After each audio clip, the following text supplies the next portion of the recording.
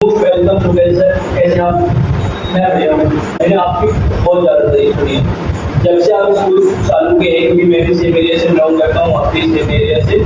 तो हर कोई बताता है कि जो लोकल का स्कूल है संस्कार पब्लिक, वहाँ पे कैसा भी बच्चा हो कुछ भी वो जाकर पढ़ता है और जाकर के उसमें इम्प्रूवमेंट होता ही होता है।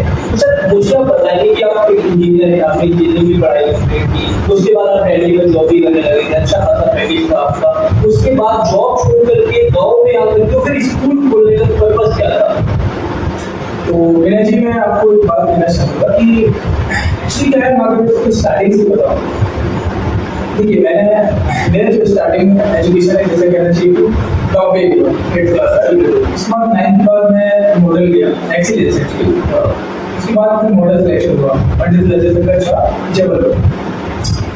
तो उसके बाद एक्चुअली क्या हुआ, जब मैं 11th में था तो एक टीचर थी रीना जैन करके मैम, उन्होंने मुझे कहा कि एक्चुअली सभी बच्चों को कहा कि अभी रिसेंटली एक मूवी आई है जिसको आप सभी को देखना बहुत जरूरी है। कौन सी मूवी थी वो? मैं बताऊंगा, आप समझ रहे होंगे, समझ जाएंगे। और उन्होंने एक बात और कही कि इस मूवी को देखने के लिए अगर आपके पास पैसे नहीं तो आप उसे लेकर जाए। तो मुझे लगा कि यार ये कौन सी मूवी है जिसको टीचर पैसे दे रही है और कह रही है कि आप देकर आइए। हमेशा मना करते हैं कि थिएटर नहीं जाना है, ये है वो है, लेकिन टीचर ही बोल रही है चीज। तो मुझे लगा कि यार टीचर से पैसे तो नहीं लूंगा, लेकिन मैं अपने पॉकेट मनी से जो भी पैसा मेरे पास होगा मैं उससे जाकर दूंगा। मैं गया देखा और वो मुझे इतनी पसंद आई, मैं उससे इंस्पायर हुआ एक्चुअली। और इंस्पायर होकर मैंने एक एम बना लिया कि नहीं, मुझे भी ऐसा ही करना है। और मेरी तो ठीक है, सभी की तो फेवरेट मूवी होगी, कहना चाहिए कि अगर मैं उसका नाम बोलूं तो आप शायद पहले ही दिमाग में आपके आ गया होगा मैंने कि उसका नाम है थ्री इडियट। डेफिनेटली सर, जो मूवी की बात कर रहे हैं वेरी वेरी, मैंने कम से कम बहुत बार देखी है। हाँ बिल्कुल, जिसमें और जब भी ये मूवी आती है, अगर किसी चैनल में आती है ना, एक मन लग जाता है कि हाँ इसे इग्नोर तो करना ही नहीं है, देखना है। और एक्चुअली क्या होता है, उसके बाद जैसा उसमें था कि उसमें कहा गया है कि सक्सेस के पीछे नहीं भागना है, सक्सेसफुल बनना है या फिर खुद पे काम करना चालू करना है, ठीक है। तो मैंने एक चीज सीखी कि उन्होंने क्या किया था कि उसने इंजीनियरिंग की, उसके बाद एक स्कूल उन्होंने ओपन किया जिसका प्रैक्टिकल लर्निंग बेस्ड एजुकेशन था। एक्चुअली क्या है कि देखिए, तो उस टाइम पे मैंने ये सोचा कि मैं एक पहले इंजीनियरिंग कंप्लीट करूँगा, मैकेनिकल इंजीनियरिंग, उसमें प्रैक्टिकली थोड़ा सा ज़्यादा होता है, इस कारण से मैंने सोचा कि मैकेनिकल फील्ड मेरे लिए ज़्यादा बेटर है, राइट। तब मैंने मैकेनिकल इंजीनियरिंग किया, उसके बाद मैं अंदर से डिग्री हासिल की मैंने मैकेनिकल से। उसके बाद फिर मैंने एक्चुअली तैयारी की इंजीनियरिंग सर्विस की। इंजीनियरिंग सर्विस की तैयारी करते करते मुझे काफ़ी चीज़, मतलब जो इंजीनियरिंग में मुझे पता नहीं थी वो मुझे इस तैयारी के दौरान पता चली कि मैंने जो 4 साल में नहीं सीखा वो मैंने 1 साल में सीखा वो चीज़ें। तो वो रियलाइज भी मुझे, और उसके बाद मेरा विजन ही है कि मैं कुछ भी करना ही है इसको। हाँ, तो मैंने भाई साहब से बात की, जॉब थी, स्टार्टिंग की थी मैंने, लेकिन मुझे पसंद नहीं आया क्योंकि मुझे गवर्नमेंट जॉब में ज़्यादा इंटरेस्ट था उस टाइम पे। लेकिन जब मैंने देखा कि यार हर व्यक्ति उसी के लिए भाग रहा है, उसी के पीछे भाग रहा है, तो ठीक है सर, तो जाने दो, मैं कुछ अलग करूँ, शायद अलग जो अलग करते हैं मेरे हिसाब से वही खास दिखते हैं, लगभग ऐसा है। तो उस टाइम पे मैंने ये विचार कर लिया कि मैं अपने गाँव पर एक स्कूल ओपन करूँगा जिससे मैं शायद बड़ी क्लास से स्टार्ट करूँ 9 to 12, क्योंकि जब मैं एक इंजीनियर था मुझे छोटे बच्चों को क्या करना पड़ा था। जब मैं गाँव पर आया मैंने देखा कि इनका बेसिक्स जो है वो बिल्कुल जीरो है बच्चों का। तो मैंने कहा मैं 9 से कैसे एडमिशन ले सकता हूँ। तब जाके मैंने प्री प्राइमरी से स्टार्ट किया, नर्सरी से स्टार्ट किया, और मैंने स्टार्टिंग की नर्सरी टू 8। और स्टार्टिंग में ही पहला स्कूल जहाँ पर कंप्यूटर सुविधा, कैमरेज, कैंपस, उसके बाद लर्निंग बेस्ड एजुकेशन एक्टिविटीज जितनी भी थी जो कि मैंने सीखी थी या फिर मैंने वहाँ पर देखी थी शहरों के स्कूलों में, क्योंकि मैं लगभग 2 साल तक स्कूल में फ्री पढ़ाया है, 12th और 10th। तो वहाँ जो मैंने चीज़ें देखी वहाँ पर मैंने सीख करके यहाँ पर ऐप आएगी। और मैंने देखा है कि बच्चे खेलने के माध्यम से काफी ज्यादा इंटरेस्ट लेते हैं और उसे कहीं गुना सीखते हैं। तो मुझे ये चीज बहुत अच्छी लगी। और ठीक है, मैं अपने स्कूल में एक्टिविटीज कराता हूँ, लर्निंग बेस्ड एजुकेशन है मेरे इधर का, और जो मेरा सिलेक्शन प्रोसेस है टीचरों का, मैं इंटरव्यू को जो करता हूँ जिसमें वो बच्चों के साथ मेहनत करते हैं, और मेहनत करके वो प्रैक्टिकली लर्निंग कराते हैं और बच्चे परफेक्ट करते हैं उस चीज़ में। बस ये है। और मेरे सवाल ये था कि जैसे बोला कि गाँव में मेरी स्कूल खुलवा, और तो फिर एक पर्पज की गाँव में ही गाँव में थोड़ा सा एक और प्रॉब्लम आता है जो मैंने देखा है कि मोस्ट प्रोबेबली होता क्या है कि अगर आप फीस मांगने जाते हो ना, जो मेरा एक्सपीरियंस रहा है इससे, तो फीस का बहुत बड़ा दिक्कत आता है। तो कि आप कहीं से दूसरी बात, अगर आप गाँव में स्कूल खोलते तो फीस बहुत ज्यादा नहीं रख सकते, क्योंकि पेरेंट्स कैपेबल नहीं होते उतना कि आपको फीस दे पाए, क्योंकि उनके पास उतना नहीं, अर्निंग ही कम होती है। मैक्सिमम लोग फार्मर या फिर लेबर वर्क करते रहते हैं, कुछ के छोटे मोटे बिजनेस होते हैं, खुद के उद्यम होते हैं। तो ये बहुत बड़ा प्रॉब्लम होता है फीस का। और अगर एक्टिविटी बेस्ड लर्निंग बन जाए, जो आपका विजन है, उसके अकॉर्डिंग जो आपने मुझे बताया था कि अगर मेरा विजन है कि मुझे शहर का एजुकेशन देना है, जो आपने मेरे साथ डिस्कस किया था इसके पहले जब हम बैठे थे, उसमें हम आगे डिस्कस करेंगे। तो गाँव में ही स्कूल होगी, गाँव में तो पैसा बिल्कुल कम मिल रहा, वो फीस का जो प्रॉब्लम है उसको कैसे मैनेज करते हैं? बिल्कुल है। अगर मैं आपसे एक बात करूँ कि जैसे कि फीस के बारे में बात करूँ, देखिए मुझे एक ये था गांव में स्कूल खोलने का पता सिर्फ ये था कि जो हमारे आसपास के गांव के बच्चे हैं, मैंने जो महसूस किया है यहाँ पर जब मैं छोटी क्लास में था, महसूस किया कि मुझे गाइड करने वाला कोई नहीं था। भाई कोई भी टीचर का तो किसी ने 12th पास किया या फिर BA किया या MSc किया या फिर MA किया, तो वो जो टीचर था वो सिर्फ किया था कि वो मुझे सिर्फ वहां तक की तैयारी कर सकता था जहाँ तक उन्होंने की है।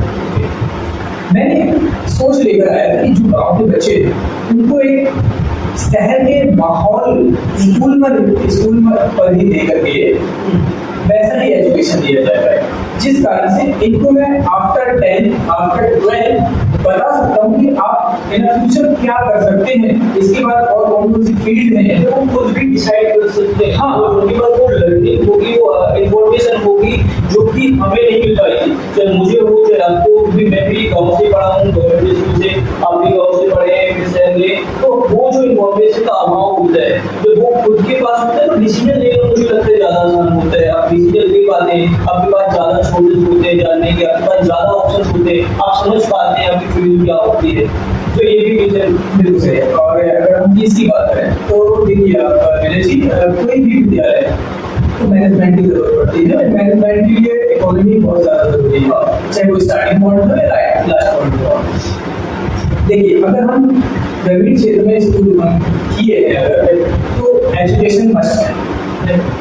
फिर क्या होता है कि ग्रामीण क्षेत्र से बच्चे आ नहीं पाते क्योंकि साइकिल है और छोटे छोटे बच्चे हैं, उनके लिए साधन कैपेबल नहीं है वो वाले के लिए, राइट। तो उनके लिए बसों की सुविधा, ट्रांसपोर्टेशन।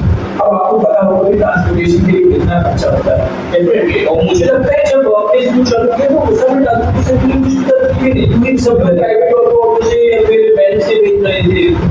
हाँ, मैंने जो देखा है मेरे जो, तो इसमें क्या होता है कि अगर मैं कोई ऑटो या फिर कोई ओमनी या फिर कोई मतलब एक प्राइवेट ट्रांसपोर्ट लगाता हूँ, तो उसमें थोड़े से क्या है जैसे कि बच्चों के लिए, क्योंकि बच्चों के सुरक्षा सबसे ज्यादा मायने रखते हैं स्कूल के लिए, तो हमें स्कूल बस परचेज करके हमने स्कूल बस में ही बच्चों को लाना ले जाना। अब ये बताइए उसमें खर्चे काफी ज्यादा होते हैं। अगर मैं मानूं जो मेरी फीस स्ट्रक्चर है, अगर स्कूल की बात करूं, अगर मैं 5,000 रुपए साल का लेता हूँ पढ़ाई का, ट्यूशन फीस है, अगर आप उसको पर डे का मंथली आप निकाल कर देखिए पर डे का खर्चा कितना आ रहा है, तो आप मान के चलिए 15 से 20 रुपए दिन का, है ना। मैं उस पालकों को ये चीज बोलता हूँ कि ये एजुकेशन सिर्फ एजुकेशन नहीं, आपके बच्चों का सीखने का बहुत अच्छा माध्यम है, जो कि आप 15-20 रुपए के रुपए से आप इन बच्चों को अच्छी शिक्षा दिलवा सकते हैं। आपका घर का खर्च करिए। आपके स्वयं के जो खर्चे हैं, कुछ पालकों को मैं समझाता हूँ कि आप गुटखा खाते हैं, उससे आपको बहुत सारी बीमारियां होती हैं, और उसके बाद बीमारी के बाद हमें पैसा लगता है। ये बहुत बड़ा प्रॉब्लम है सभी गाँव में। मैं इसमें जो घूमता रहता हूँ और मेरे भी गाँव में सुना कि जो एडिक्टेड हो चुके हैं ना नशे के, चाहे वो गुटखे का हो, तम्बाकू का हो, सिगरेट का हो, ड्रिंकिंग करना, बहुत बड़ा प्रॉब्लम है।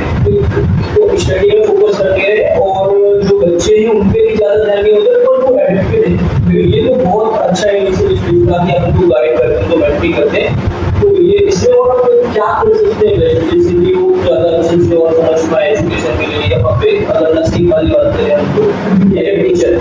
हाँ, मैं अगर ये बात करूँगा तो देखिए, मेरा एक काम है जो कि बच्चे पालक विश्वास करके बच्चों को स्कूल भेजते हैं, तो मैं उनको 100% सिखाने की कोशिश करता हूँ। देखिए, मेरे स्कूल का एक कहना चाहिए पॉइंट है कि हम पढ़ाते हैं और हम सिखाते हैं।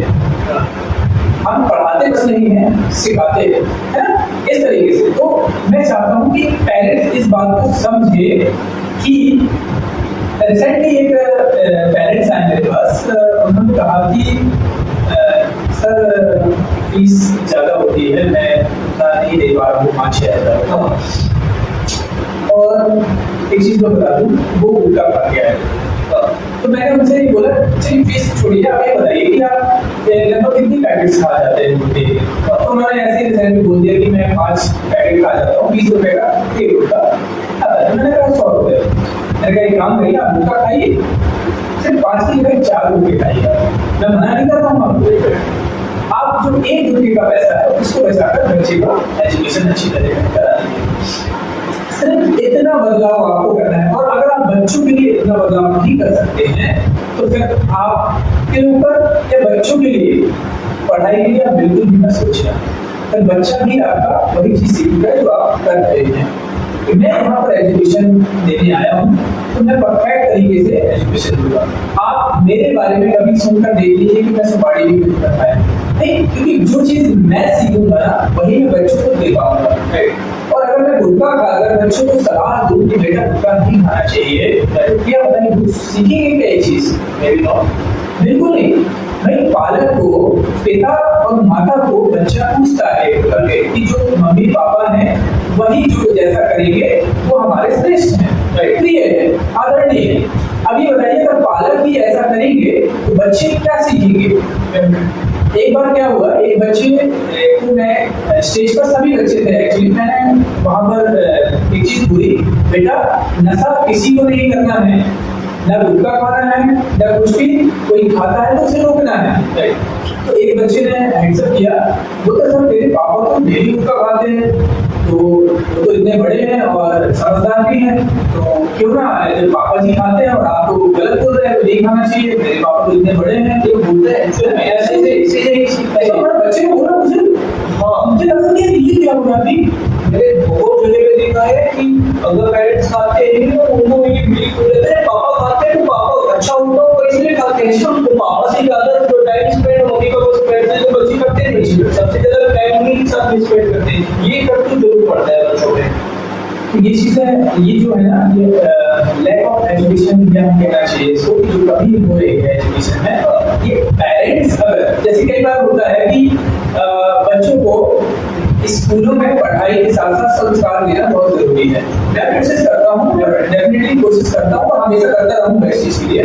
और बच्चों को बोलता हूँ मैं कि आपको जब भी आना है तो नमस्ते करके और पेरेंट्स पर ही आना है। और जहाँ तक कि मैं बालों को फोन लगाकर पूछता भी हूँ कि बच्चों ने पैर छूकर आए या नमस्ते कर आए, तो ये चीजें बहुत ज्यादा जरूरी है। और मैं एक चीज कहता हूँ पेरेंट्स से कि संस्कार सिखाए नहीं जाते हैं, अगर माता पिता में संस्कार हैं तो वो देखकर ही उनके अंदर आ जाएंगे वो संस्कार। इसकी कोई क्लास नहीं होती है, तो देखने से ही आपके अंदर संस्कार आ जाएंगे। और ये सारी चीजें मैं यहाँ पर कोशिश करता हूँ कि ये सारी चीजें सीखना, और बच्चों से भी मैं कुछ सीखता हूँ और बच्चों को भी सिखाता हूँ। तो वो भी एक लर्नर है और मैं भी एक लर्नर ही हूँ। टीचिंग तो देता हूँ अपने माध्यम से, लेकिन मैं भी उनसे सीखता हूँ बहुत कुछ। भी हर एक अच्छे टीचर की एक क्वालिटी है, जो सीखते हैं वो सिखाते हैं, बच्चों से भी सीखते हैं, अपने बच्चों से भी सीखते हैं, अपने टीचर से भी सीखते हैं, सबसे सीखते हैं। डेफिनेटली सर, एक होता ही ऐसा है क्योंकि अच्छे टीचर की पहचान ही है जो आप बोल रहे हैं, वो सारी चीजें हैं।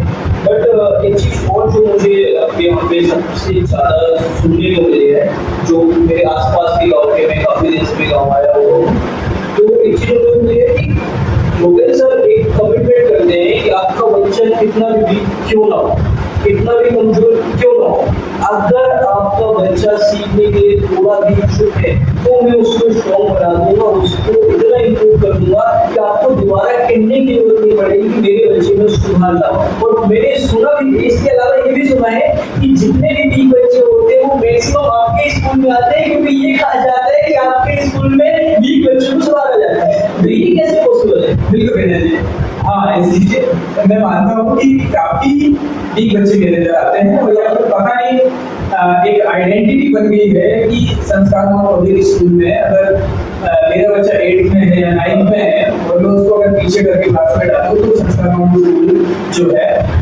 वो बच्चे को जो 4-5 सालों में उसने नहीं सीखा है वो 1 साल में उसको कंप्लीट करा देते हैं। बस बच्चे के अंदर सीखने की लगन होनी बहुत जरूरी है। एक्चुअली क्या है, एक प्रोसेस है हमारे इधर, वो एक्चुअली मैं डिस्कस नहीं करूंगा इस वीडियो में। तो वो प्रोसेस के माध्यम से हम बच्चों में काफी बदलाव लाते हैं और इसका फायदा हर वालों को मिल जाता है। और कई बार ऐसा होता है कि देखिए हम रूल्स ऐसे तो नहीं कर सकते, हम सिर्फ नर्सरी में एडमिशन लेंगे, आने वाले समय में हम ऐसा विचार कर सकते हैं, लेकिन हमने कहा कि नहीं ऐसा सही नहीं है। क्योंकि देखिए हमने ग्रामीण क्षेत्र में स्कूल खोलने का पर्पस यही है कि जो बच्चा नहीं पढ़ पाया उस बच्चे को कैसे कंप्लीट कराएं, उसको कैसे एजुकेट करें, उसको जो शहर में चीजें चलती हैं उसको कैसे सिखाएं वो चीजें, जहाँ तक कि बच्चे को स्टेज में खड़े होने में फेयर होता है, स्टेज फेयर प्रॉब्लम है, तो उसको हम कैसे सिखाएं कि स्टेज में चढ़ना या स्टेज से एंकरिंग करना या कुछ बात करना बिल्कुल भी फेयर जैसी कोई बात ही नहीं है। जहाँ तक कि मैं आपको एक बात बता दूं, मैं 8th क्लास में था तो स्टेज फेयर सबसे ज्यादा नीचे, सबसे ज्यादा स्टेज फेयर। उसके बाद मैं 9th-10th में गया तो मैंने 10th में एक ड्रामा किया दोस्तों के साथ में, हल्का सा स्टेज में खड़ा हुआ तो मेरे पैर कांपने लगते थे। उसके बाद 10th 11th-12th में तो स्टेज में मैं गया ही नहीं। उसके बाद कॉलेज में जैसे डांसिंग वगैरह मेरा शौक था एक्चुअली उस टाइम पे, तो मैं डांसिंग वगैरह स्टेज पे आकर कॉलेज में किया। उसके बाद जब स्कूल में फर्स्ट बार जब स्टार्टअप हुआ था स्कूल तो 15 अगस्त स्टार्टिंग में आई थी, तो एक टीचर थी तो जिन्होंने कहा सर आपको हम स्टेज पर बुलाएंगे कुछ बोलने के लिए, तो मैंने सडनली मना किया कि नहीं मुझे मत बुलाइएगा, मैं नहीं कर पाऊंगा। मतलब ये था, अब ये बताइए मैं पहले से तैयार नहीं था उस चीज के लिए और ना ही मैंने सीखा था कुछ चीजें।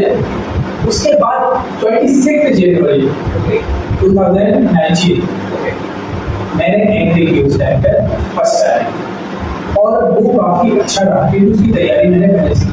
लेकिन मैंने सीखा किससे? बच्चों से ही सीखा। मैंने कहा जब बच्चे वहां पर स्टेज पे जाके पोएम्स, राइमिंग्स और बहुत सारी चीजें कर सकते हैं, मैं क्यों नहीं? तब जाके उनसे मैंने सीखा कि हाँ स्टेज पर। और उसके बाद अब मैं बच्चों को, चाहे वो 3 साल का बच्चा हो 4 साल का बच्चा हो, मैं उनको अवसर देता हूँ और वो अवसर ही उनको सीखने का मौका मिलता है और वो परफेक्ट होंगे उस चीज में। बहुत सुनी है मैंने इसकी भी तारीफ आपकी बहुत सुनी है, बट एक चीज बहुत सुनी है शायद उसमें शायद आपको भी पता होगा कि जितने अच्छे बच्चे होते हैं वो दूसरे स्कूल में डाल दिए जाते हैं। मैक्सिमम बच्चा होता है कि वीक की वजह से स्कूल में क्योंकि वीक को अच्छे कर देते हैं। बट मैं सोचता हूँ उसमें कि यार जब आप वीक को अच्छा कर देते हैं तो अच्छे को कितना अच्छा कर सकते हैं। जी आपका कहना बिल्कुल सही है। एक्चुअली क्या होता है, देखिए जो पेरेंट्स अभिभावक हैं उनकी मानसिकता को बदलना थोड़ा सा मुश्किल रहता है, क्योंकि अगर हम हर घर में जाकर के किसी को कोई चीज समझाएं तो वो चीज समझेगी, ठीक है, समझदार होते हैं पेरेंट्स, लेकिन हमें होते हैं एक्चुअली कहना चाहिए, है ना। कई बार क्या होता है कि उन्होंने कहा कि यहाँ पे 20 बच्चे आते हैं, वो देखते हैं कि अरे मेरे बच्चे कमजोर है, लेकिन एक साल में बदलाव उनमें आ जाता है।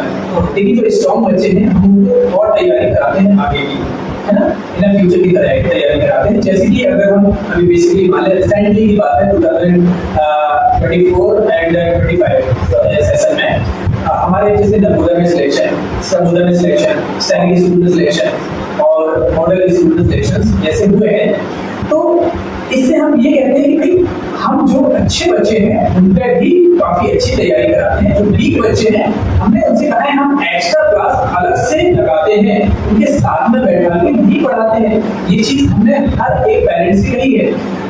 कई बार उनको लगता है कि नहीं ये हमारे बच्चों में फोकस नहीं करते हैं, सिर्फ कमजोर बच्चों में फोकस करते हैं, तो ये एक्चुअली क्या है, ये भ्रांतियां हैं। और मैं एक चीज बता दूं, ये कहते हैं चिंगारी वो जला देती है, वैसे अगर एक पालक डिस्टर्ब है उसके अंदर भ्रांति है, वो कम से कम 10 का पालक को डिस्टर्ब कर ये होता है। ये कोई भी नेगेटिव चीज हो तो उसको फैलने में बिल्कुल टाइम नहीं लगता, पॉजिटिव को फैलाने में बहुत अच्छा लगती है, ये होता ही है। और जैसा कि आपने बताया कि नवोदय का, तो नवोदय को डेफिनेटली जब मैं था गाँव में तब भी क्रेज था, आज भी क्रेज है, उसके बाद भी क्रेज है, क्योंकि ऑप्शन ही नहीं बचता गाँव वालों के पास, कोई ऑप्शन ही नहीं है। गवर्नमेंट भी इतने ऑप्शन ओपन नहीं रहते गाँव वालों के पास कि वो सब कुछ कर पाए। नवोदय समुदाय ही बचता है, जो मुझे आइडिया है, क्योंकि एजुकेट भी नहीं कर रहे हैं। अगर एजुकेट कर देती है गवर्नमेंट बाकी की चीजों के लिए तो शायद वो आगे भी देख पाती है। हाँ, इसके अलावा एक और ऑप्शन बचता है कि आप शहर में भेजो, तो शहर में भेजने हैं तो बहुत सारा पैसा चाहिए आपको।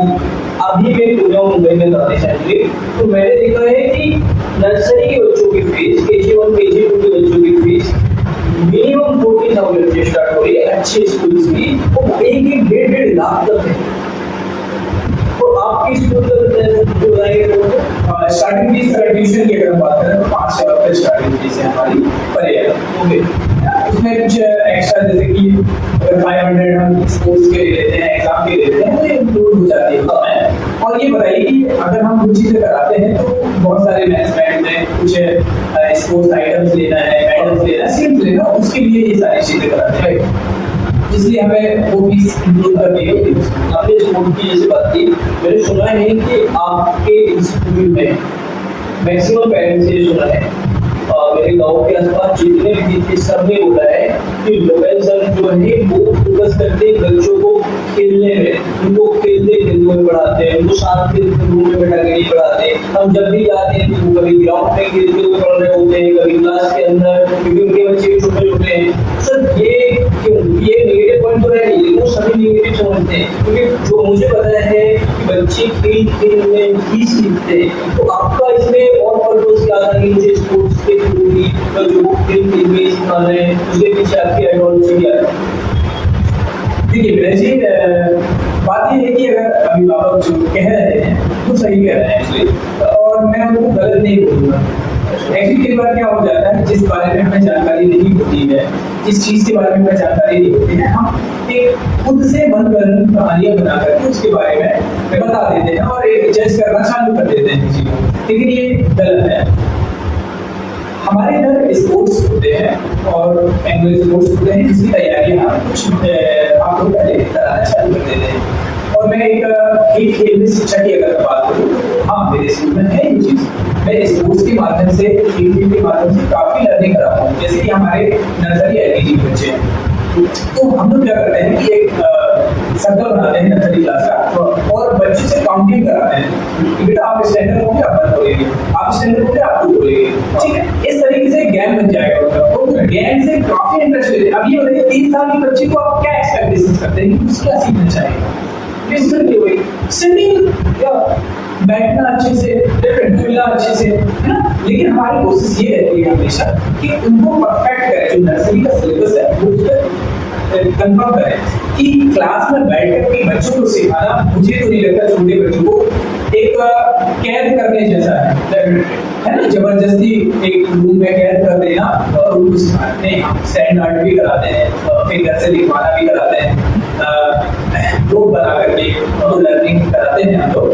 अब जैसे कि कुछ स्पोर्ट्स है हमारे इधर, तो वो स्पोर्ट्स की प्रैक्टिस हम स्टार्टिंग में कराते हैं, उनका नॉलेज देते हैं। जैसे कि बच्चा आर्मी में जाना चाहे, पुलिस में जाना चाहे, बहुत सारे जिसमें स्पोर्ट्स फिजिकल एक्टिविटी के लिए स्पोर्ट्स मायने रखते हैं। जैसे कि जेवलिन थ्रो है, भाला फेंक हो गया, गया, गोला फेंक हो गया, डिस्क थ्रो हो गया, जैसे दावा फेंक हो गया, ऐसे ऊंची लंबी, बहुत सारे स्पोर्ट्स है जो हम कराते हैं और सभी पालकों को पता है और हर एक बच्चे को अवसर देते हैं। हमारे इधर का रूल्स है कि हर क्लास का बच्चा पार्टिसिपेट करेगा स्पोर्ट्स में, वो कंपल्सरी है। हम कोई ऑप्शन नहीं करते हैं कि ऐसा होगा कि ऐसा नहीं, कंपल्सरी है। कोई भी annual sports, annual culture sport कुछ भी होना है, सभी बच्चे को पार्टिसिपेट करने का मौका दिया जाता है। अब कुछ पालकों को ये पता है कि खेलने के माध्यम से सिर्फ बच्चा खेलता है, तो ऐसा पॉसिबल नहीं है। कुछ पालक आते हैं जो देखते हैं कि ग्राउंड में बच्चे घूम रहे हैं, तो उनको नहीं पता कि वो घूम नहीं रहे हैं, वो प्रैक्टिकली लर्निंग कर रहे हैं। तो मैं एक चीज बताऊँ आपको, स्टार्टिंग जब हुई थी तो मैं ईवीएस सब्जेक्ट पढ़ाता था 5th क्लास में। तो ईवीएस सब्जेक्ट में इतना इंटरेस्टिंग सिलेबस है कि आप लगेगा कि यार ये मैं इसको हमेशा पढ़ाऊं, लेकिन उस क्लास के अंदर आप बैठकर नहीं पढ़ा सकते हैं, आपको बाहर जाकर ही पढ़ाना होगा कि भाई नेचर क्या है, पौधे कैसे ग्रो करते हैं। आप एक बीज डालते हैं तो वो कैसे ग्रो करता है, पहले कौन सा बीज निकलता है, पत्ती आती है या तना आता है, क्या होता है, ये सारा नॉलेज जब हम प्रैक्टिकली ग्राउंड पे जाकर कराते हैं तब जाके उनको सारा पता चलता है कि हाँ इस तरीके से पौधा है वो बेहतर है।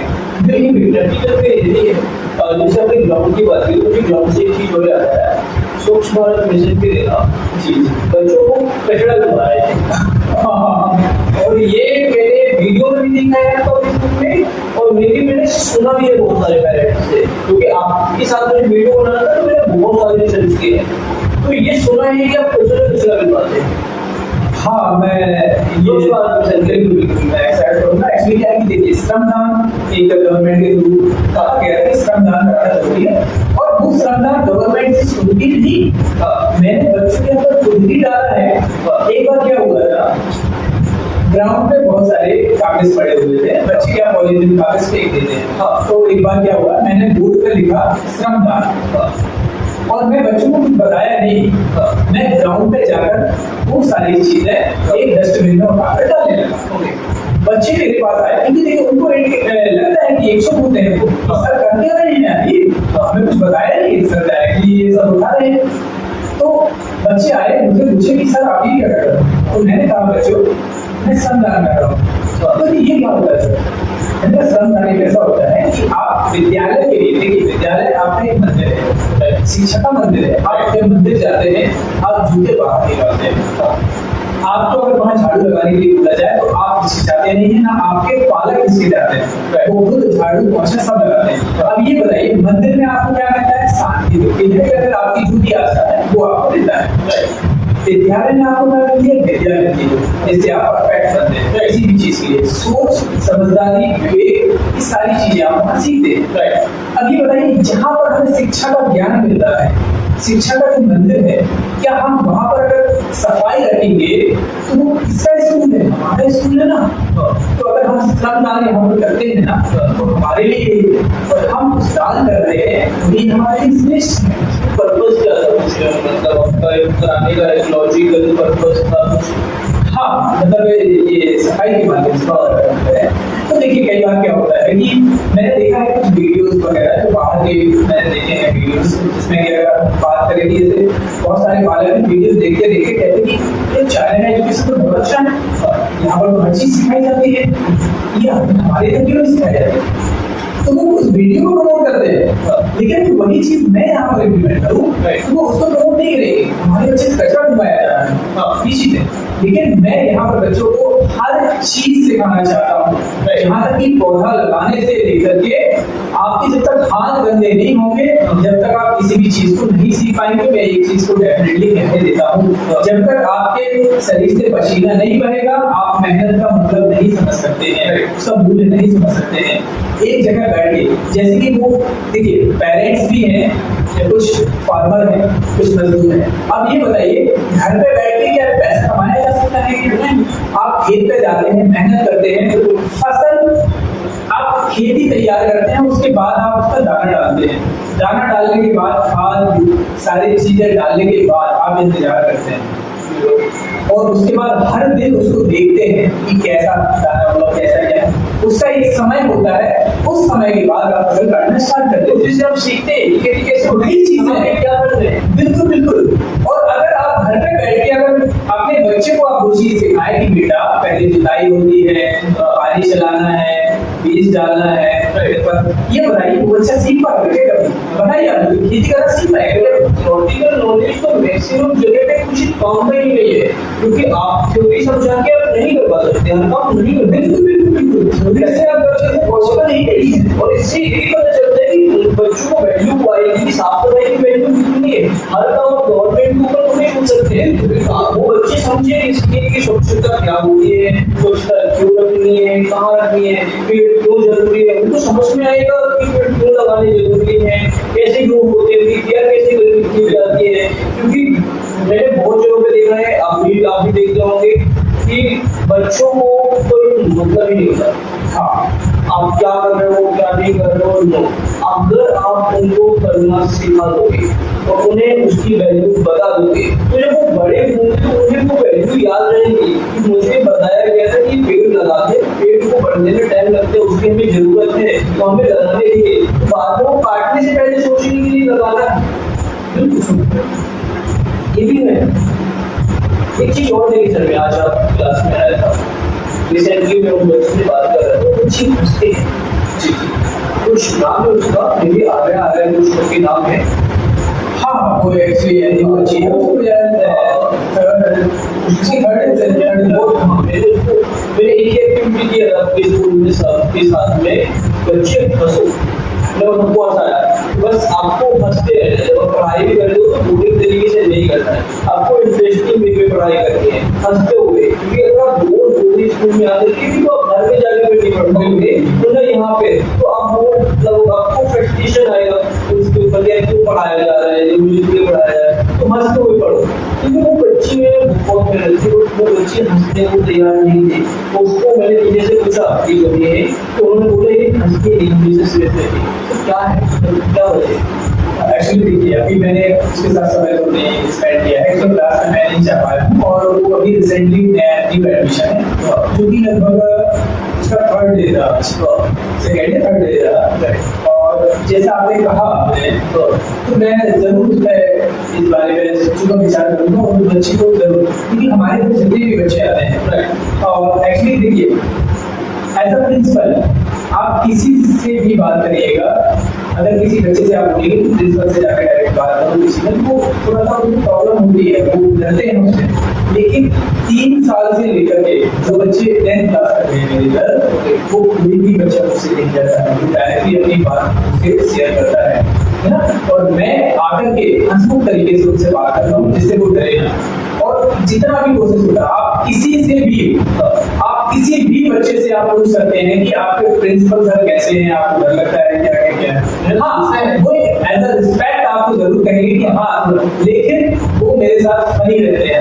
हाँ, मैंने पूछा है, मैंने सभी को पूछा है कि कैसे पढ़ाते हैं, आपको मजा आता है, इंटरेस्टिंग लगता है, आप खेलते खेलते पढ़ते हैं, तो बोले बहुत अच्छा लगता है। वो मैंने सारी चीजें, वो एक बच्चा मुझे नजर कैसे वो लगा, वो हंस ही नहीं रहा, मैं मेरे साथ 15 मिनट दिया उसको, बट वो उसने बोला दादाजी ने मना किया है कि हंसना नहीं है, हंसने से खेलने से कुछ नहीं होता है, सिर्फ फोकस करो पढ़ाई में, पढ़ना लिखना जरूरी है, हंसना खेलना कूदना नहीं। अब देखिए ये बात थोड़ा सा गलत रहेगी, देखिए ये गलत है। देखिए हंसना, आपको पता है कि लोग आजकल हंसने के लिए टैबलेट्स खा रहे हैं, हंसने के लिए वीडियोस देख रहे हैं, हंसने के लिए बहुत सारे पैसे दे रहे हैं, लेकिन हंसाइए आप, कॉमेडी शो चल रहे हैं, कॉमेडी शो चल रहे हैं, 10,000 20,000 टिकट होता है उसका। बताइए एक्चुअली क्या है कि देखिए हंसना सबसे अच्छी एक्सरसाइज है, फिजिकल एक्सरसाइज में अगर हम बात करें तो सबसे अच्छी एक्सरसाइज है हंसना,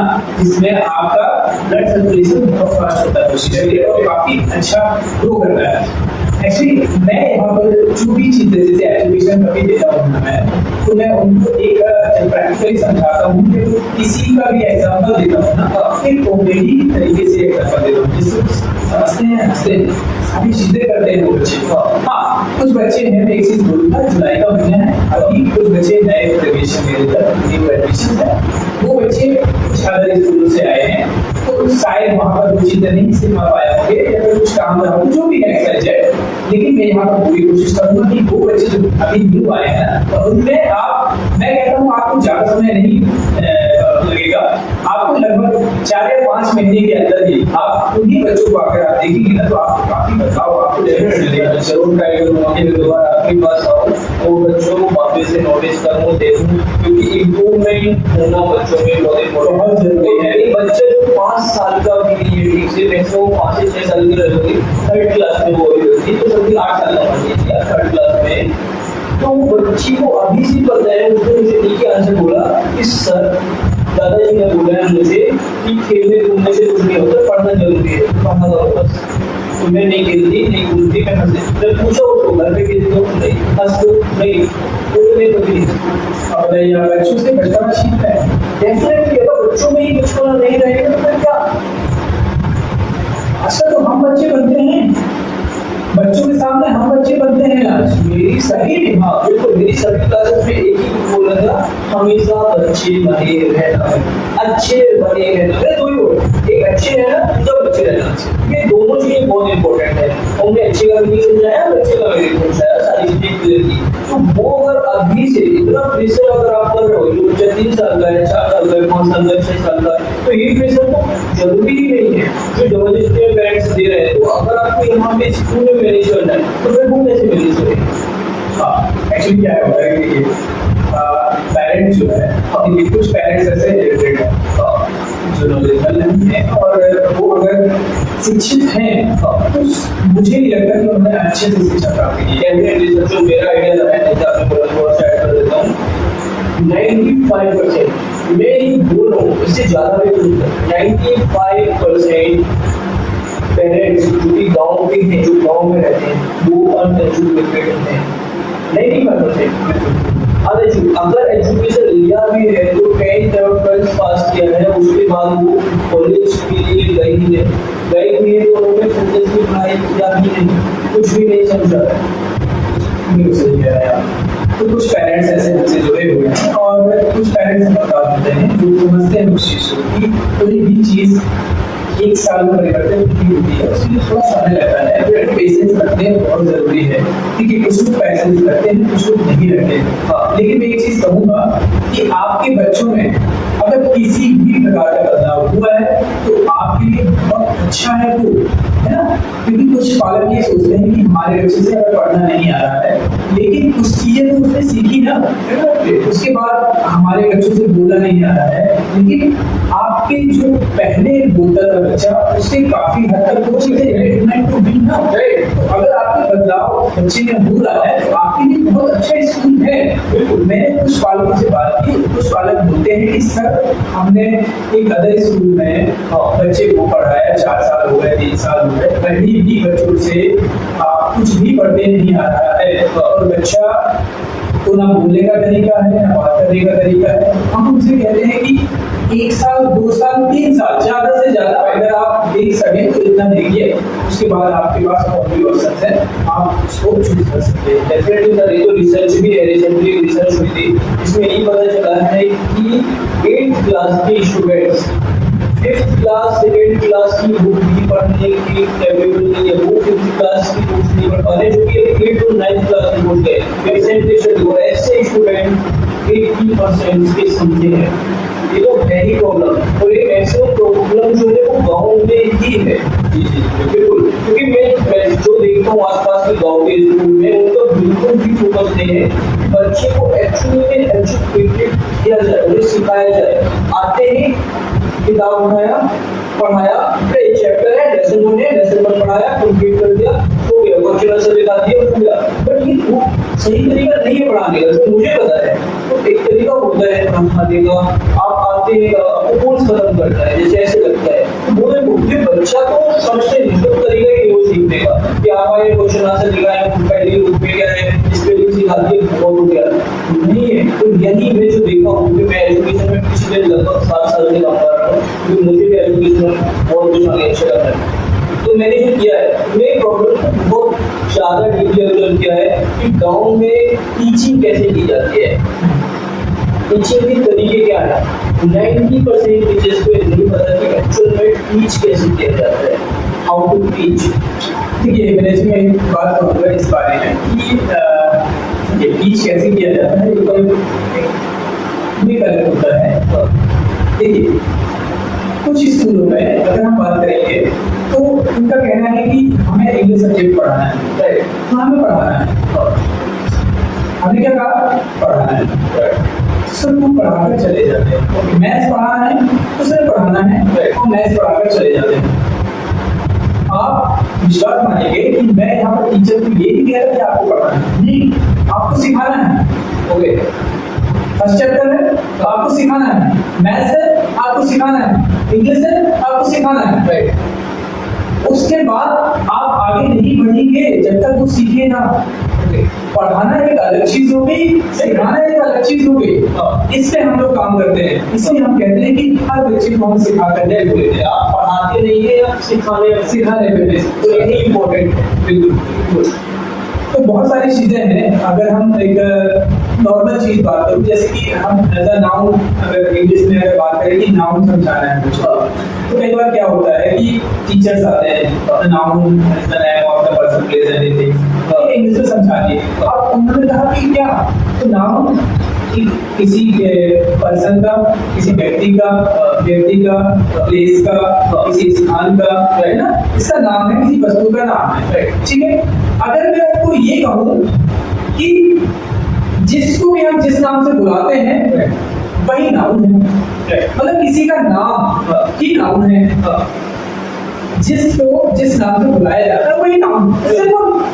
अब बता दो उसको समझाना ना, हमने ये बताया कि उसका जो नाम है ना वही नाम है। आपको सीता कहना है यही नाम है, आपको पेंसिल कहना है ना यही नाम है, इसको बोर्ड बोल रहे हैं ना यही नाम है। जिसको जिस से संबोधित करते हैं, जिस नाम से बुलाते हैं वही नाउन है। सिंपल है। इसको अलग तरीके से बताने का तरीका ही, तो इस तरीके से जब बच्चे को हम बताते हैं ना वो सारे चीजें समझ जाता है। और ये जो बात जितने भी मैं इसी माध्यम से मैं इनको बताता हूँ। ये बच्चे तुरंत, अगर आप बोलो कंजंक्शन क्या है, प्रोपोजिशन क्या है, इंटरजेक्शन क्या है, वो सडनली आप बता देंगे, हाँ सही है, जल्दी बता देंगे। शो मैंने सुनी है बहुत ज़्यादा कि आपको एक्टिविटीज पे बहुत ध्यान देते हैं, कई तरह की एक्टिविटीज होती है जो कि पेरेंट्स को नहीं पसंद भी है। कुछ आप बताइए मैक्सिमम ऑफ एक्टिविटीज में कौन सी एक्टिविटीज को वो करते हैं जिससे कि बच्चा सीख पाए, तो मुझे पर्पज भी बताइएगा कि बच्चे को एक्टिविटीज में इन्वॉल्व करने के पीछे पर्पज क्या है। देखिए मैं एक चीज बता दूँ आपको, मैंने जैसे कि आपको बताया मेरा सिखाने का पर्पज होता है एक्चुअली। अगर मैं आपको रूटीन बताऊँ स्टार्टिंग से स्कूल का, जैसे बच्चा आता है जब, तो पहले लाइनअप होता है हमारा इधर, उसके बाद एक बच्चा काउंटिंग करता है बच्चे की कि आज फर्स्ट सेक्शन में कितने बच्चे आए, वो बच्चे आएंगे अपनी अपनी क्लास में जाएंगे, बैठ रखेंगे। उसके बाद टीचर वो क्लास में, स्कूल में या फिर ना हो, वो बच्चे जो उनका एक रूटीन है वो अपनी पट्टियां उठाते हैं, पट्टियां बिछाते हैं और वो योग क्लास के लिए तैयार हो जाते हैं। क्योंकि कुछ बच्चों को हमने सिखा दिया है तो वो अल्टरनेट चेंज होते हैं बच्चे। ऐसा नहीं है कि आज जिसने योग कराया कल वही कराएगा, नहीं, सारे बच्चे योग कराएंगे, लेकिन आज 3 बच्चे अलग रहेंगे और फिर कल अलग रहेंगे। तो पहले योग करते हैं, फिर क्या होता है, देखिए हमें हेल्थ पे भी ध्यान रखना है बच्चों की। तो हेल्थ को लेकर के कई बार ये होता है कि हमारी गाड़ियाँ 8 बजे चल देती है। कुछ बच्चे हैं, कुछ माएँ हैं जो खाना बनाने में, टिफिन तैयार करने में थोड़ा जल्दबाजी हो जाती है, कई बार जल्दबाजी में बच्चे खाना खाकर नहीं आते।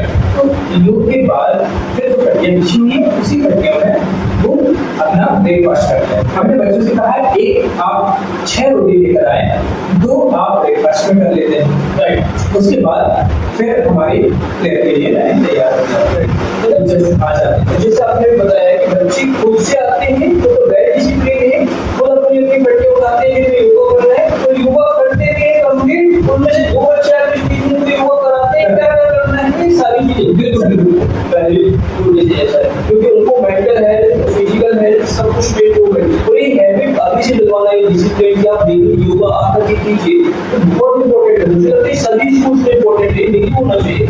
मॉर्निंग में जैसे बच्चे आते हैं तो थोड़ा बहुत ही वो ऐसे एक्टिविटी जरूरी है। और मैं कहता हूँ स्कूल में कोई भी टीचर ना हो, लॉक लगा है, अगर उनको हमने चाबी दे दी, चाबी ओपन करके लॉक ओपन करके तो क्लास में आएंगे और वैसे ही करेंगे हमेशा। कोई भी पेरेंट 9 बजे आकर के मेरे स्कूल में बैठ सकता है और उनकी एक्टिविटी देख सकता है, कोई बच्चे करते हैं। हम बाहर स्कूल में ना, कई बार हम लेट हो जाते हैं, मैं सबसे पहले स्कूल में आ जाता हूँ वैसे, और कुछ टीचर काफी टीचर्स आ जाते हैं। फिर के बाद हम जैसी बात है क्लास का जो सिलेबस वगैरह है, किसी सिलेबस पे भी हमें ध्यान रखना होता है, क्योंकि आजकल से जो 8th और 10th बोर्ड एग्जाम है जिनकी तैयारी कराना है, और हम लोगों की तैयारी पहले से ही कराना स्टार्ट कर देते हैं। और एक बात कहूँ कि गर्मियों में जो समर वेकेशन होता है उसमें मैं फ्री ऑफ कॉस्ट कंप्यूटर की तैयारी कराता हूँ, और कोई भी बच्चा आ जाए, हाँ मैं फी के लिए नहीं बोलता हूँ बच्चे के लिए। तो ये तैयारी मेरे स्टूडेंट की होती है, मैं भी तैयारी करता हूँ और बच्चे की तैयारी करता हूँ। वो प्रैक्टिस नहीं होती है टीचिंग तो आप रेगुलरली नया सीखते जाते हैं। एक चीज और मैं बताऊंगा आपको, उसके बाद हमारे अंदर ऐसा कि 3 से पहले लंच हो जाता है, लगभग 12 साढ़े 12, छोटे बच्चे हैं उनको खाने की थोड़ी सी ज्यादा बड़ी होती है, तो उसका हम लंच कराते हैं। और नर्सरी की जो टीचर्स है वो नर्सरी क्लास के बच्चों के बीच में बैठकर लंच करती हैं। कोई बच्चा खिला नहीं रहा है, आ नहीं रहा है, तो उसको खिलाती है और पूरा ध्यान रखती है कि हमारे बच्चे। उसके बाद LKG UKG की जो टीचर है वो साथ में बैठकर देखता हूँ। उसके बाद 1 बजे जो हमारा लंच होता है स्टूडेंट बच्चों का, हर क्लास टीचर हर क्लास में बच्चों के साथ बैठकर लंच करते हैं, जिसमें कोई भी शेयरिंग है, कुछ भी है, ये पूरा वहाँ पर सिखाकर ही सारी चीजें कराई जाती है। फिर उसके बाद हम लास्ट में जो एक्टिविटीज हमारी जो होती हैं, जैसे कि हम छोटे बच्चों को इंग्लिश एक्टिविटी कराते हैं, डांसिंग हो गया, स्विमिंग हो गया, बहुत सारी चीजें हैं जो एक्टिविटीज वर्ड होते हैं उसके थ्रू करते हैं, राइट। और जो बड़े बच्चे हैं उनसे हम बोलते हैं जैसे कि अगर क्लास में आपके डेस्क के नीचे गंदगी है तो आपको स्मेल साफ करनी है, क्योंकि आपके डेस्क के नीचे गंदगी है।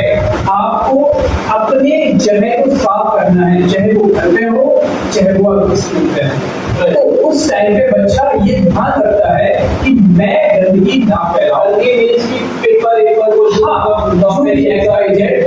वो पेपर्स का पेपर फाड़ करके है ना पेंसिल को साफ करते हैं, वहीं पर डाल देते हैं। तो ये जो कचरा है इसको ये उठाकर डस्टबिन पे डालें। ये भी हो गई, मुझे खुद ही उठाना पड़ेगा, वो फेंकता नहीं, मतलब ट्री प्लानिंग हो गई, ट्री प्लानिंग है। जिसे हम अगर किसी चीज के लिए बोलते हैं कि पहले से अगर हम तैयारी करेंगे ना तो नुकसान कम होगा, है ना।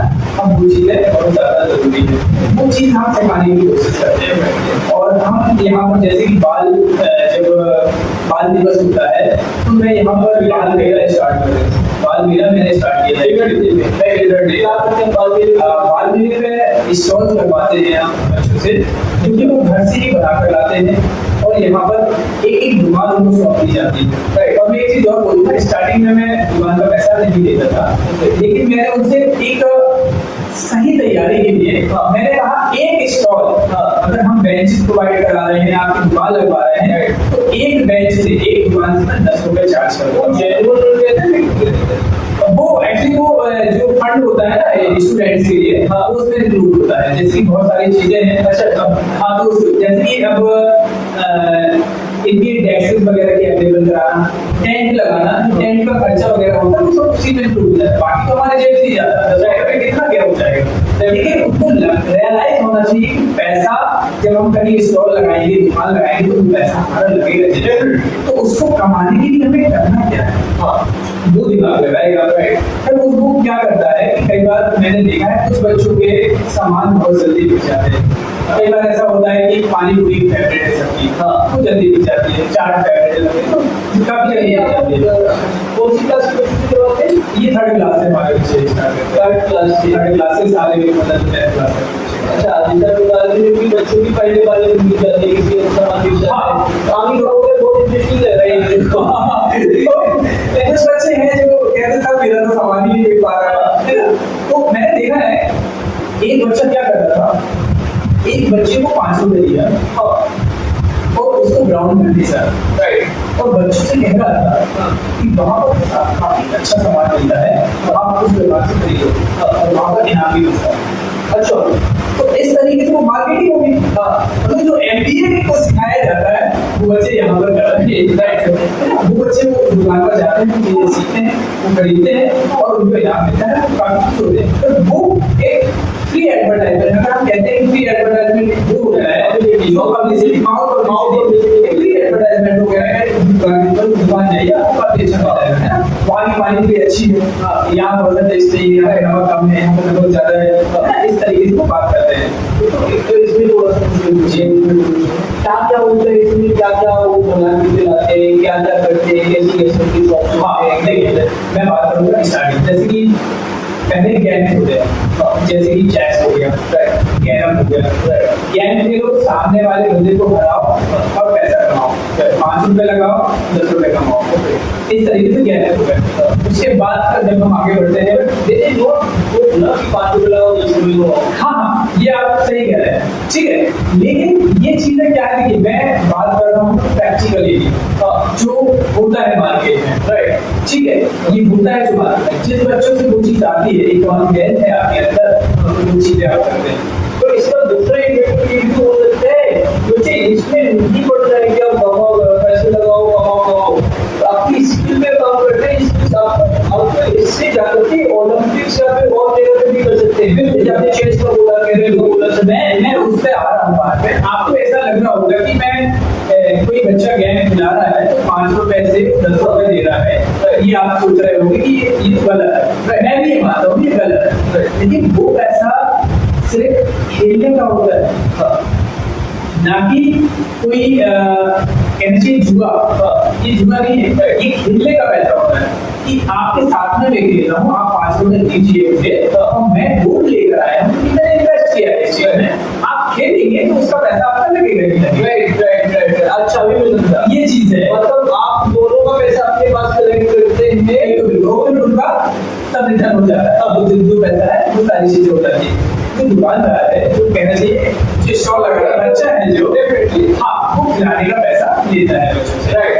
अब आगे जाएंगे, कुछ स्वीट्स होते हैं, राइट, तो कुछ बच्चे पसंद करते हैं स्वीट्स वगैरह, है ना, कुछ चने वगैरह होते हैं, है ना, कुछ समोसे हैं, आलू बटे हैं, कुछ लोग कहना चाहिए कि सिंगाड़े वगैरह लेकर आते हैं, है ना, अभी ऐसा कुछ नहीं है, कुछ किराने का दुकान के सामान लेकर आते हैं।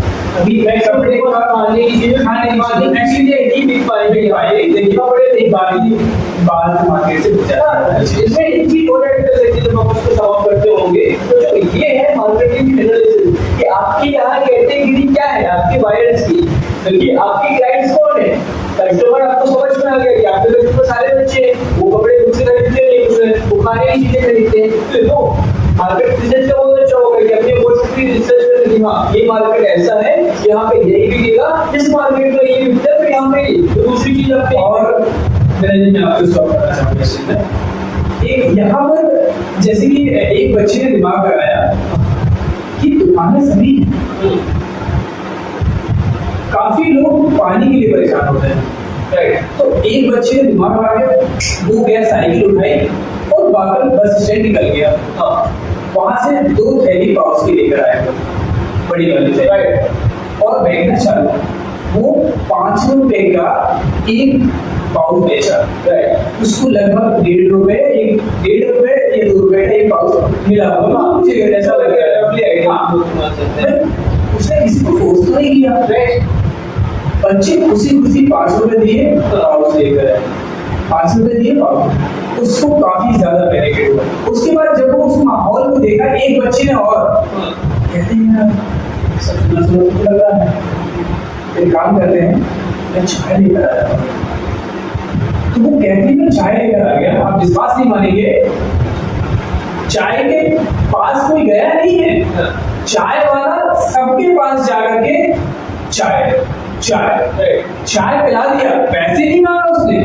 फिर बाद में सबसे जाके बोलता है कि सर आपने चाय पी थी क्या, आपने चाय पी थी क्या, आप 5 रुपए की थी, और सबसे बात उसने कलेक्ट करिए। देखिए मतलब उसने चाय अच्छी 3rd क्लास 4th क्लास की बच्ची सारी है ना, कुछ या फिर वो 5th या 6th में रहा होगा, जो भी पढ़ सकते हैं। हाँ, तो ऐसी एडवर्टाइजमेंट मतलब ऐसा सेल करना हो, मतलब मुझे लगा कि हिंदी क्या है। और कुछ बच्चों की जो सामान नहीं बिका, तो कई बार जैसे कि अगर किसी चीज का रेट 10 रुपए है ना, तो सामान उसका नहीं बिक रहा है, तो उसने सडनली कर दिया कि 10 रुपए में 2 आइटम, 10 रुपए में 2 आइटम, तो खाया। मैंने कहा यार क्या बात है, कोई सामान अगर नहीं बिक पा रहा है तो उसका रेट थोड़ा सा कम करो, मेंटेन कर रहा हूं। ये सब बच्चे हो जाता है, ये सब नहीं करते थे बच्चे ही। जो और बहुत इंटरेस्टिंग लग रहा है, काफी चीजें, मतलब जब मैं वहां देखता हूँ ना, काफी चीजें सीखता हूँ उन चीजों से, है ना। कुछ बच्चे हैं जिन्होंने जैसे कि पानी पूरी रखी, कुछ लोग 5 रुपए की 2 पानी पूरी दे रहे हैं, 10 रुपए की 4 पानी पूरी दे रहे हैं। एक बच्चे ने 10 रुपए की 6 पानी पूरी दे रहे हैं। मैं गया, मैंने उससे बोला कि 4 दे रहे हैं, आप 6 दे रहे हो, 5 दे सकते हो, 6 की। तो उसने कहा सर ये आपके लिए 6 है। दूसरे बच्चे को 5 ही देता हूँ, ये आपके लिए 6 दे रहा हूँ, ये आप मेरे को। मुझे काफी अच्छा लगा, ये सभी को एक ही तराजू में नहीं तोड़ रहे हैं, क्योंकि आपने बिजनेस से देखा होगा, सभी को एक ही तराजू में नहीं तोड़ा जाता है। हर चीज मुझे काफी अच्छी लगी, मैंने कहा क्या बात है भाई। तो मैंने उसका एडवर्टाइजमेंट किया कि सभी टीचर्स को ना, वो अपने लिए एक पानी पूरी एक्स्ट्रा दे रहा है। आप उनके साथ में एक शॉपिंग कर रहे थे, खा रहे थे, सभी टीचर्स हैं और पेरेंट्स को भी इनवाइट किया जाता है। कुछ पेरेंट्स हैं जो आते हैं, समय मिल जाता है, कुछ पेरेंट्स जिनको समय नहीं मिल पाता है तो वो नहीं पहुंच पाते। काफी पेरेंट्स आते हैं और वो काफी इंजॉय करते हैं चीज, और अपने बच्चों को प्रोत्साहन देते हैं, प्रदर्शन देते हैं, काफी अच्छा लगता है उनको वो चीजें। मुझे काफी अच्छा लगता है कि जो पेरेंट्स इनपुट होते हैं ना, काफी अच्छा लगता है बच्चों को भी और हमें भी। डेफिनेटली सर, मतलब आपने उनको 3rd क्लास 4th क्लास में उनको अपॉर्चुनिटी ढूंढना सिखा दिया। जैसे आपने बताया पानी का प्रॉब्लम हो रहा है, उल्टा के चाय का अपॉर्चुनिटी, सब लोग बैठ रहे हैं, उनको अभी प्रॉब्लम होगा कि हाँ अभी चाय नहीं दे रहा है कोई, तो चाय नहीं, चाय तो पिएंगे। अभी बिजनेस पर्पज से देखें तो वेरी गुड, बिकॉज वो जो कर रहे थे ना, उनको मार्केटिंग में जो होता है, हम समझते हैं कि मार्केटिंग में हमको प्रॉब्लम को आइडेंटिफाई करना होता है। जैसे मैं एमबीए कर रहा हूँ तो एमबीए में पॉलिसी सिखाए जाते हैं, आपको भी पता है ना, तो वो एमबीए में पॉलिसी सिखाई जाते हैं, ये सारी चीजें सिखाई जाती है, बट प्रॉब्लम नहीं सिखाई जाती है ना। तो प्रॉब्लम जो है आइडेंटिफाई करना, वो अभी से समझ जाना, क्योंकि सभी बच्चे तो डेफिनेटली गवर्नमेंट जॉब में नहीं जाएंगे, सभी बहुत अच्छा नहीं करेंगे, बट कुछ के पास ये भी अपॉर्चुनिटी होगी कि यार मैंने स्कूल में ये तो सीखा था, इसको और सीख लेता हूँ, थोड़ा सा इसमें और इम्प्रूव कर लेता हूँ, बाद में शायद वो एक मार्केट में अपॉर्चुनिटी देखे तो वो कुछ अच्छा रेट दिखता है किसी भी फील्ड में, वो शायद बहुत अच्छा कर सकें। जो मैं बात करूँ किसी भी चीज को सेल करना, देखिए आप मार्केट में हमें क्या सेल करना है वो नहीं, कस्टमर की समस्या क्या है, पहले आप समस्या देखेंगे, तो आपको पहले समस्या पता करनी होगी, उसके बाद उसका सॉल्यूशन ढूंढना है, तब जाके आप मार्केट में उतर पाएंगे। ये एक फ्री प्लान होता है।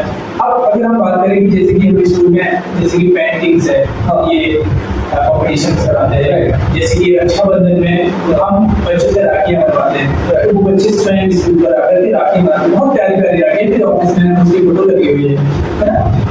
उसके बाद जैसे दिवाली है तो दिवाली में दीपक सजाते हैं, वो दीप जो होते हैं, और उसका कॉम्पिटिशन होता है, तो जिसका परफेक्ट दीपक लगता है उसको हम फर्स्ट प्राइज देते हैं, सेकंड प्राइज, थर्ड प्राइज, जो भी चीजें हैं। उसके बाद हमारे इधर क्विज कॉम्पिटिशन होता है। क्विज कॉम्पिटिशन जो उनकी बुक्स है, जो जीके की बुक्स है, उससे ये क्वेश्चन पूछे जाते हैं, और सडनली उसमें कॉम्पिटिशन में जो बच्चे सबसे ज्यादा आंसर दे पाते हैं वो बच्चे आ गए।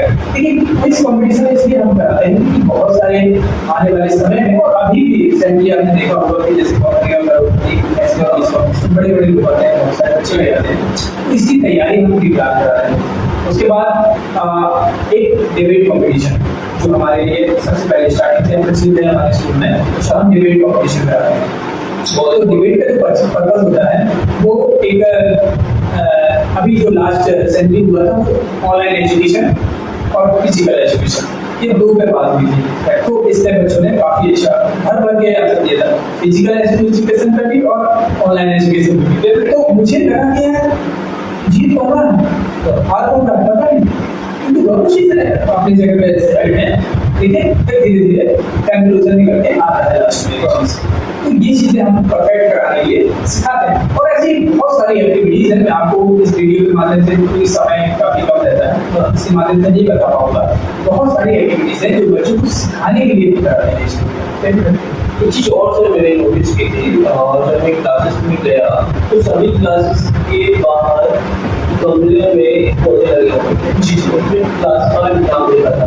जी, उसका पर्पस क्या था? एक्चुअली आपका पर्पस क्या था? मुझे कुछ चीजें समझ। हाँ, मैं एक चीज बता रहा हूँ कि देखिए, मैं एक बच्चों को लीडरशिप कौशल सिखाना चाह रहा था कि एक ग्रुप में काम कैसे किया जाता है।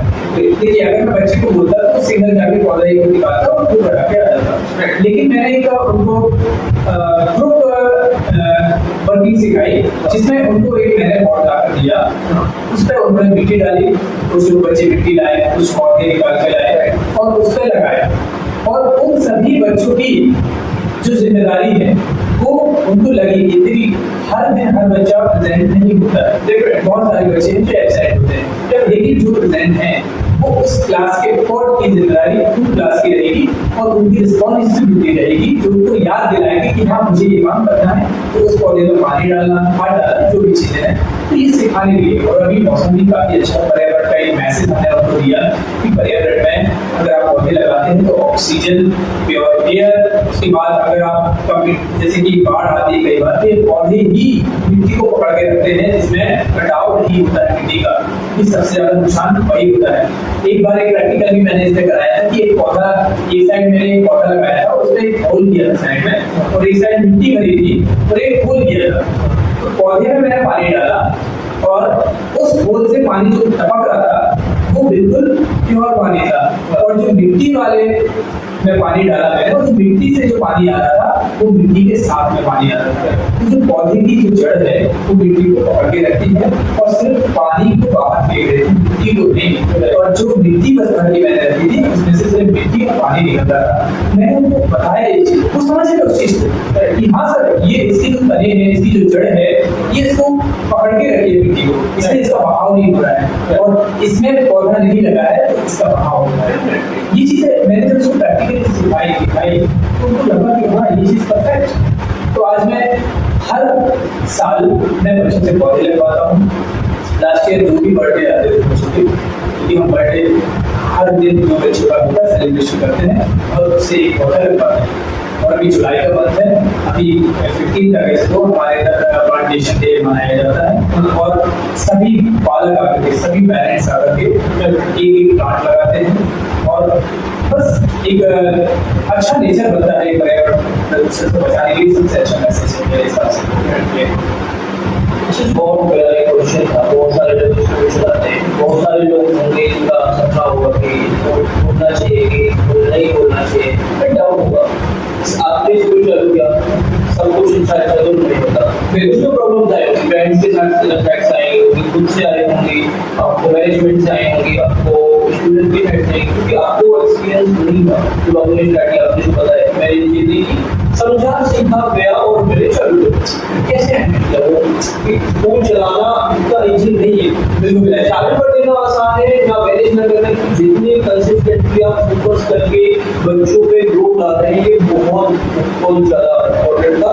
लेकिन इसको मेंटेन करना ये उससे ज्यादा इम्पोर्टेंट है मेरे लिए भी समझना, बाकी के जो लोग उनको समझना, और आपको तो है ही क्योंकि आप चला ही रहे। हाँ मैं एक बात कहूँ कि मैनेजमेंट जो है, देखिए कोई भी काम करने में मेहनत लगती है और बहुत सारे रुकावटें आती हैं, ठीक है। अगर आपने सुना ही होगा, समझा ही होगा, देखा ही होगा कि जब हम कुछ अच्छा करने जाते हैं तो कुछ रुकावटें आती है ना। क्योंकि मैं ये मानता हूँ कि जो करता है उसी से गलतियां होंगी, और जो कुछ नहीं करता है उससे कुछ होना ही नहीं। तो मैं मानता हूँ, मैं एक्सेप्ट करता हूँ कि मैं बहुत सारी चीजें करता हूँ, अच्छी चीजें करता हूँ जिसमें मिस्टेक्स होती है और मैं उसको सुधारने की कोशिश करता हूँ। पेरेंट्स कई बार मुझे बोलता है कि सर यहाँ पर कमी है तो आप इसमें सुधार कीजिए, मैं बिल्कुल डेफिनेटली उसका सुधार करता हूँ। एक अच्छे बिजनेसमैन की, एक अच्छे एंटरप्रेन्योर की, एक अच्छे टीचर की, एक अच्छे पर्सन की, एक अच्छे एजुकेटर की, एक अच्छे स्टूडेंट की, जो भी अच्छा है वो सबका ही यही फंडा होता है कि मुझे अपनी गलतियों को सुधारना है, मुझे सीखना है तो आगे और इम्प्रूव करते जाना है, बेहतर करते तो उस पर मैं काम करता हूँ। अब मैनेजमेंट की हम बात करें तो देखिए कि कभी भी आपने देखा होगा, चाहे वो टाटा हो, अंबानी हो, अडानी हो, एक बॉडी उसके बाद तो सारी बॉडी लगी हुई है। ठीक है, मेरे साथ भी यही है, सिंगल बॉडी और मेरे साथ सारा परिवार जुड़ा हुआ है। ये मेरा विद्यालय SIPS परिवार, तो ये जो परिवार है ना, ये मेरा सपोर्ट करता है। और कभी भी अगर मैं गिरता हूँ कई बार तो ये मुझे उठाने की कोशिश करेगा। तो मैं इस पे जो एक मैनेजमेंट है इसको बनाकर इस तरह रखने की पूरा प्रयास करता हूँ, जहाँ तक कि मैं अपने में कई बार ध्यान नहीं देता और मैं स्कूल पर सबसे ज्यादा फोकस करता हूँ। कई बार ऐसा होता है और मैं हमेशा ध्यान रखता हूँ कि मुझे सबसे पहले स्कूल में करना है, जिसमें टीचर्स भी सोचें कि मुझे सबसे पहले तो इस तरीके से मैनेजमेंट बना रहता है। जब मैं कभी नहीं करता किसी चीज में, कहीं भी किसी प्रकार से कोई कमी नहीं होता। हाँ, मैं ये मानता हूँ कि कई बार पेरेंट्स को देखो हर प्रकार से संतुष्ट नहीं किया जा सकता है, कई बार ऐसा होता है, तो ठीक है, अच्छी बात है, लेकिन मैं कोशिश पूरी करता हूँ कि मैं उसको संतुष्ट कर पाऊँ। लेकिन ठीक है, कई बार नहीं होता है, तो मैं उसके लिए सुधार करूंगा, अगर कुछ अच्छा हो सकेगा तो और बेटर प्रयास करूंगा, कोशिश ये मैं मानता हूँ कोशिश है ना। लेकिन मैं एक चीज बताऊँ, मैं काफी अच्छा करता हूँ, मुझे ऐसा लगता भी है, और जब बच्चों में ग्रोथ देखता हूँ मैं, मुझे काफी अच्छा फील होता है। और मैं पेरेंट्स से कहता भी हूँ कि आपको विश्वास बना के रखना है, तो अगर आप विश्वास बना कर रखें तो मैं काफी अच्छा करके देता हूँ। अपने से मुझे शायद ये मुझे सुनने को मिला था कि कुछ प्रॉब्लम्स होती है आपके साथ में, जैसे कि आपका मेन प्रॉब्लम मैंने जो सुना था वो ये सुना था कि आप जो है बच्चों को शायद तक इसमें बोला था मेरे को इसको भी सीख करना पड़ेगा, कोई बात नहीं।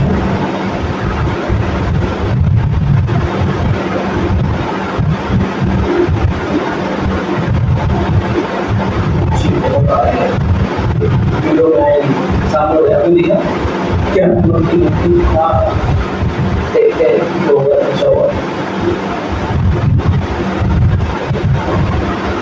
हाँ डेफिनेटली सर, ये तो आप अच्छा करते ही बहुत डेफिनेटली सर, आप भी अच्छा जैसे वैसे सर जो आपने बताया वो तो होता ही है, गलतियाँ हर किसी से होती है, सुधार भी होता है, इम्प्रूवमेंट भी होता है। एक चीज और है कि अभी तक हमने जो डिसीजन लिया है उसमें सबसे जो मुझे क्लियर समझ में आया कि आपको पर्पस लेके करना है, एक विजन लेके चलना है कि मुझे कुछ करना है। हमारा इसके पहले भी डिस्कशन हुआ था कि मैं यहाँ आया हूँ तो एक विजन लेके आया हूँ, वो विजन क्या है मैं बता पाएंगे, स्कूल को भी क्लियर करता हूँ आपको। देखिए, मेरा जो विजन था वो ये था कि जो ग्रामीण क्षेत्र में बच्चे बाहर नहीं जा पाते हैं, जहाँ पर लाखों रुपए की फीस है, तो वो चीज़ वहाँ पर जो नहीं सीख पाते हैं वो मैं यहाँ सिखाने की कोशिश करता हूँ और काफ़ी अच्छी कोशिश करता हूँ। अगर मैं आपको एग्जैक्टली एक बात बताऊँ कि बच्चा है वो जबलपुर में पढ़ाई करता था और वहाँ पर वो नहीं सीख पाया, जिसकी फीस 2.5 लाख रुपए पर ईयर थी। अब विश्वास नहीं मानेंगे, वो बच्चा मेरे स्कूल में आया और मैं उस पर एक्स्ट्रा क्लास लगा करके उस पर मेहनत कर रहा हूँ और डेफिनेटली मैं उसको सिखा पाऊंगा और मुझे काफ़ी अच्छा महसूस होगा उसको सिखाने के बाद कि चलो ठीक है, वो बच्चा बाहर से आया और यहाँ पर सीखा। तो बहुत सारी चीज़ें हैं जो बच्चे बाहर नहीं जा पाते हैं, उनको मैं यहाँ अच्छा एजुकेशन देने की कोशिश करता हूँ, प्रैक्टिकली लर्निंग बेस्ड एजुकेशन देने की कोशिश करता हूँ, एक्टिविटी के माध्यम से, स्पोर्ट्स के माध्यम से, जो भी करिकुलर एक्टिविटीज हैं सारी चीजें मैं कराने की कोशिश करता हूँ। और मेरे स्कूल का जो कैंपस है, देखिए स्टेप बाय स्टेप, क्योंकि इकोनॉमिक कंडीशन मेरी स्टार्टिंग में सही नहीं है, मेरे जो पापा हैं वो फार्मर हैं, तो इकोनॉमिक कंडीशन थोड़ी प्रॉब्लम्स है, लेकिन फिर भी हमने काफी कोशिश की है उसको काफी अच्छा बनाने के लिए। अब धीरे धीरे हम और अच्छा बना रहे हैं। अभी हमने जस्ट स्पोर्ट्स ग्राउंड बनाने का विचार किया है और 1 एकड़ में हम स्पोर्ट्स ग्राउंड बनाएंगे और उसमें कुछ पौधे लगा करके उसमें बच्चों के लिए जैसे झूले वगैरह, कई बार होता है बच्चों के मनोरंजन के लिए जरूरी है कुछ झूले। हम मानते हैं कि बच्चों को खिलाने के लिए नहीं भेजने वाला है, पढ़ाने के लिए भेजते हैं, लेकिन बच्चों का मन लगना बहुत जरूरी है, क्योंकि मन लगना हर चीज में, चाहे वो आप कुछ भी काम करें, जब तक आपका मन नहीं लगेगा वो कुछ भी नहीं कर सकते। Focus very important. बिल्कुल है। और हर एक बड़ी चीज की शुरुआत छोटी से कुछ भी ले, और आपने बता रहे वो विजन, आपका मिशन, कैंपेन सब बहुत ज्यादा इंस्पायरिंग है। आने वाले टाइम में मैं चाहूँगा कि आप ऐसे ही करते हैं, बहुत अच्छा लगे, क्योंकि जो मैंने प्रॉब्लम फेस की है, जो आपने प्रॉब्लम फेस की है, जो एक क्षेत्र प्रॉब्लम फेस कर रहे हैं पूरा, वो प्रॉब्लम हमारे आने वाली पीढ़ियों को ना हो। हम एक अच्छा इन्वायरमेंट बना पाए, अपने अच्छे एजुकेटेड लोगों को बना पाए, अच्छे बच्चे और ज़्यादा बच्चे को इम्प्रूव कर पाए, वो जाकर के अलग अलग फील्ड में बहुत अच्छा लग रहा है। क्योंकि अगर हम देखें तो हम पूरा एरिया जहाँ से हम बिलोंग करते हैं बहुत ज़्यादा अच्छा हुआ है। हर एक चीज़ की प्रॉब्लम है, हॉस्पिटल की हो, चाहे आपका स्कूल की हो, वाटर की हो, इलेक्ट्रिसिटी की हो, सब कुछ, ऐसा कुछ भी नहीं है जिसकी प्रॉब्लम ना हो। Thank you so much sir, आपने मुझे अपना इम्पोर्टेंट टाइम दिया, आपको बहुत बहुत धन्यवाद। पहले जी मैं आपको भी थैंक यू बोलना चाहता हूँ कि आपने मुझे इस लायक समझा कि आपने फोकस किया मेरे साथ में, आपके लिए बहुत बहुत धन्यवाद। और मैं भी आपसे काफी कुछ चीजें सीखा हूँ और ठीक है आपके लिए भी